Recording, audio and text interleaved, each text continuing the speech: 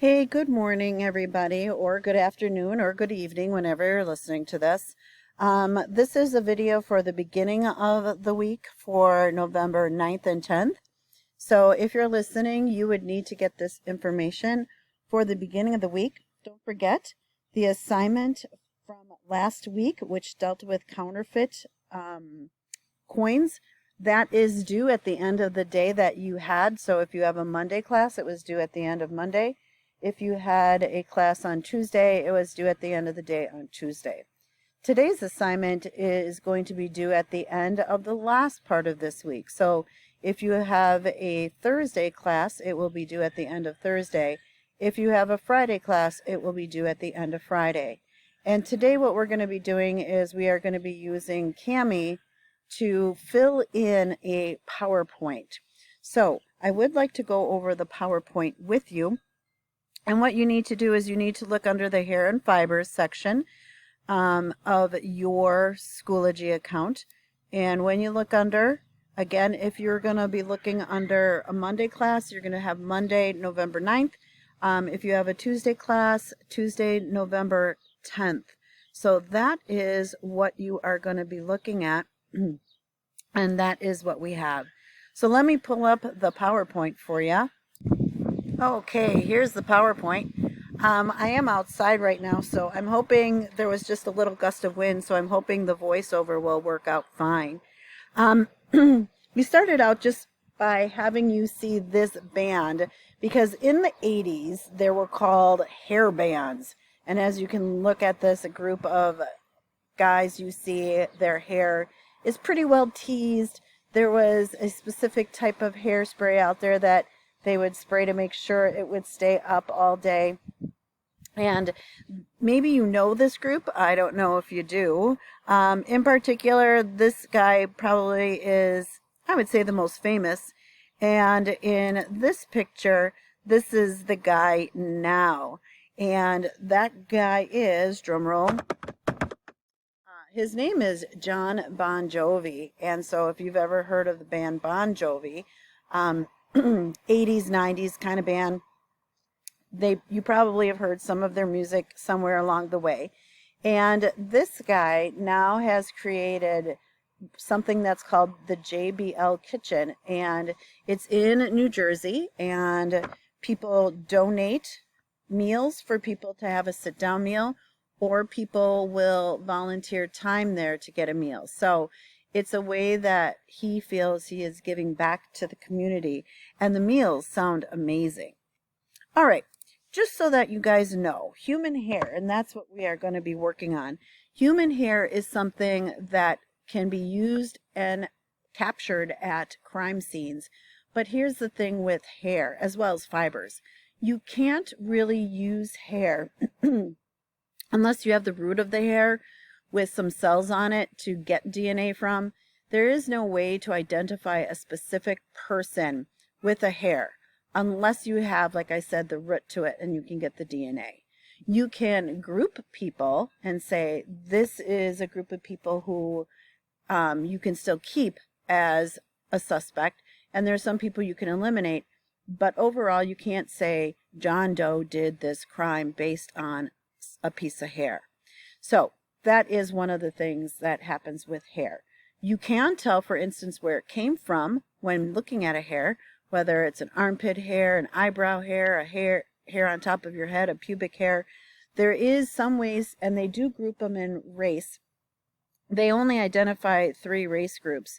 However, because we are so integrated, this is probably not the best way to identify, but it is a way sometimes for it to be used. You can tell if a hair just naturally fell out because, again, we lose about 100 hairs a day. And you can also tell if it's been forcibly yanked out because then you would have the root on it as well. You can also tell if it's been chemically treated. For instance, you know that white hair piece in my front of my hair, my bangs, that's definitely chemically treated. They actually took out all of the pigment out of my hair. And sometimes you can take a piece of hair and you can send it in and it can detect certain drugs. So there are a variety of things that you can do with hair to identify parts. Not all of those things, again, are going to identify a single person, only if you have some DNA. Okay?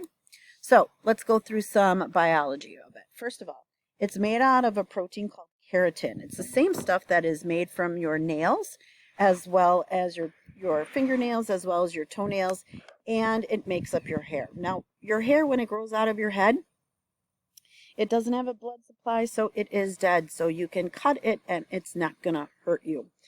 Unless somebody has all the pigment taken out, excuse me, or is considered without any pigment, you do have a pigment in your hair, and that is what gives you color. However, you can change the pigment, you can take the pigment out, and it also has got a certain shape, right? So my hair, I would say, is naturally wavy, curly kind of thing.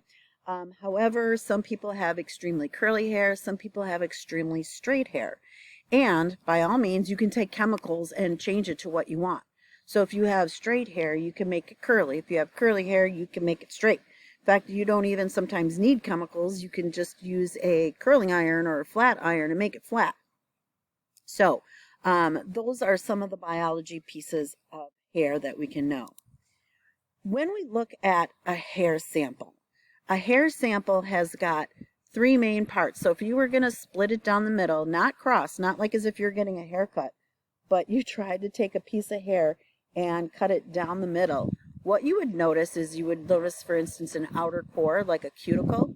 And that is, again, if you even think of your nails having cuticles, so there's an outer thin covering called a cuticle. And then right underneath that is where all the pigment is stored, if a person has pigment in their hair. And that is called the cortex. And then inside is a medulla. I always like to think of medulla as medulla middle. So that is basically a cross section of hair. If you take a look at it underneath a microscope, this is what the cuticle really looks like. And depending on how it looks, you can actually identify if it's a human hair or if it's an animal hair. And sometimes you can be very specific about what type of animal it is based on the cuticle. So we also have that going on as well. Okay? So no pigment in this one. The pigment is right here in the cortex. And again, sometimes you may get no pigment or pull it out. For instance, in the front of my head, like I said, there is no pigment. And for instance, when a person tries to identify somebody, let's say they saw somebody at a crime, when you use a hair color can easily be changed. And of course, there's wigs. So you always want to use something more permanent, but it is a start. It is a definite start. Now, last week, Friday, I wasn't with you guys, but I was definitely awoken up at 4:30 in the morning based on a man who was on the loose in Delafield. And I was listening to the scanner all morning, well, as much of the morning as I could. And they did identify the man, and they were using his picture and his hair color. So it was about the same length of mine, but much more blonder. All right, now inside, the inner core, the medulla. So in the medulla, we can sometimes see this black line, and that black line can be straight across, right over the top, or sometimes it might be like a dot and then a line, and then a dot and a line. Sometimes it might look like the passing lane, the yellow passing lane stripes in the middle of a road. Sometimes there might not be any, but that is the middle part. And you can also tell if it's human or animal because a medulla is going to be much larger in an animal in the width of it compared to the whole width of the hair versus a human. All right. Now we're going to jump over to fibers, because fibers and hairs are very similar, meaning that they're very tiny pieces, and sometimes fibers are actually hairs of animals. So wool comes from a sheep. Sometimes fibers come from plants like cotton, and these are just very, very simple ones, but sometimes they're man-made. And if you've ever done wash and you put your wash in the dryer, there is something that's called a lint trap. And after you do a load of wash, you should always clean that lint trap. And it's basically fibers of your hair, not of your hair, fibers of your clothes that have fallen off and it got captured in there. And you always want to get rid of that, because in case you start up another dryer load again, that could catch fire. So you always want to clean that out. And those little fibers are what's left behind when you leave a scene, okay? You leave something behind everywhere. Remember Lockhart's principle? Same kind of thing that can be done. Now you take these little pieces and you turn it into one string, or basically a piece of yarn. Then you take those yarns and you weave them in a certain way and you get fabric. And again, you can either do it, have man-made ones like polyester and nylon, or you could use ones that come from nature. Plants, cotton, animals would be sheep for wool. I used to raise rabbits and we used to have the wool come from Angoras. So different ways to have them come around. Now here's one. These are the natural fibers. So these come from nature. And the top picture is cotton and the bottom picture is wool. Now what makes, kind of windy there. Okay, I'm feeling a couple raindrops. I don't know how long I'll last out here. If you take a look at the cotton as well as the wool, you're going to notice that the strings aren't even.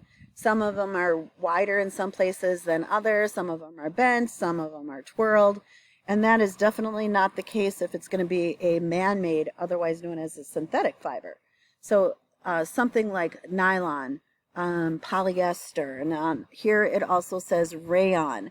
If you take a look, and especially in this picture right here, you can see that they're a very unique shape, sometimes triangles, sometimes round circles, and they are evenly width across the whole thing. Because again, it's think of it like spaghetti. It came through an extruder kind of thing to make the spaghetti or to make the thread. So in that case, then they're all going to have the same width and they're all going to be more even. Now this is the end of the notes. It does go on, and as you can see, it says it's time to examine some hair and fibers. We're not going to do that yet. We are waiting for that for Thursday. So that is going to be Thursday and Friday's assignment. But let me get you through today's assignment. So let me stop it. Okay, and I am now back to the Schoology page. And when you open the hair and fibers section, and you're going to go to either Monday, November 9th, here is Tuesday's November 10th. You're going to click that open, and you're going to notice that you have this thing to click into. Now, this is the PowerPoint, so you're going to want to split your screen, but here's where you're going to want to do it. You're going to want to open it up with Cami. So let me open it up and show you what it looks like.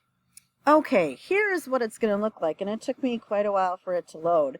And this is great because you're going to be able to write right on it. So hair is composed of the protein, and it's something, and you can't really click on it to add anything.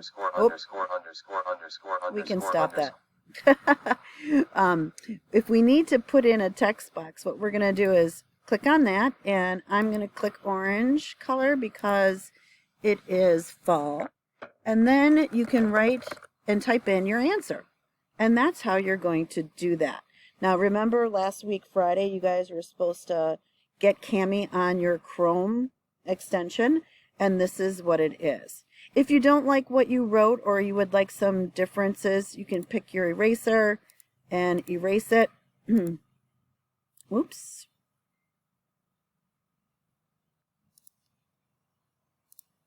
I've got the wrong thing I'm trying to get at, so I can't get to the last part. But you can erase what you have. Then, when it comes to this part where you have to color in, this is going to get great. This is where you take your color. And remember, it says cuticle is yellow, so you're going to take your cuticle and you're going to just color it in. Okay? So that is how you can add all of those things. If you would like to have it read to you, excuse me, you can pick text to speech. Here I can highlight this and I can hit play. Hair is composed of the protein. So you can do it that way too. As soon as you're done in the upper right hand corner, which you can't see, you would turn in. And I am going to expect this at the later part of this week, which is going to be, if your class is on Monday, it's due on Thursday. If you had it on Tuesday, it is due on Friday. Now, one last thing, so let me bring up Schoology. I'm going to stop this for a minute. One other thing to be and consider is if you have not done the end of last week's assignment. So we're going to go back here. Actually, I apologize. I'm going to go back one more day. And here is the picture day sign up. If you haven't gotten your picture taken, you need to get your picture taken yet. And sign up is for tomorrow only from 8 to 4. And this is Sign Up Genius, so you can sign up for a slot. And the last part that I did want to explain to you guys is last week, oops, let me go to the part we needed to go to. Here it would explain to you how to add Cami if you have not. Here is how to log into Gizmos. And the assignment you had from the end of last week was regarding the counterfeit coins. And you need to have that done by the end of the beginning of our school week. So if you had class on Monday, it was due on Monday in the evening. If you had class on Tuesday, it's due at the end. And one last thing, just so that you guys know, we have the attendance question for tomorrow. The attendance question for tomorrow is hot or cold. That's all you need to answer, hot or cold. All right, you guys, you have a great day. I'm going to let you go. Bye-bye.